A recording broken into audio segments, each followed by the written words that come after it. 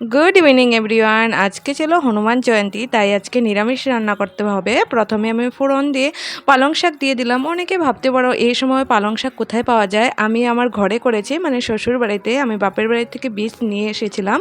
তারপর পুদিনা পাতা পেস্ট করে একটু ভেজে নিলাম তেলের মধ্যে। তারপর হচ্ছে তিতা করলা আলু একটু ভেজে নিলাম। তার মাঝখানে কড়াতে মুগ ডালটা করে নিলাম। এখন ফোড়ন দিয়ে সজনা আলু দিয়ে একটু ভেজে নিলাম। আর একটু অন্য ধরনের রান্নাটা করব। তারপর হচ্ছে পেস্টটা দিয়ে দিলাম। সেখানে ছিল জিরে, শুকনো লঙ্কা আর মরিচ আর একটু আদা ছিল। আর আগের থেকে ভেজে রাখা বড়িটা আর বেগুনটা দিয়ে দিলাম। বেগুনটা আগে দিতে নেই, কারণ গলে যায়।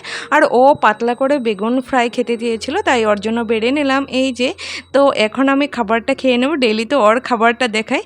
প্রথমে আমি শুরু করে দিলাম পুদিনা পাতা বাটা দিয়ে। পুদিনা পাতাটা আমার ফেভারিট একটা ডিশ ছোটোর থেকেই, তো দুর্দান্ত লেগেছিলো। তো আজকের জন্য টাটা।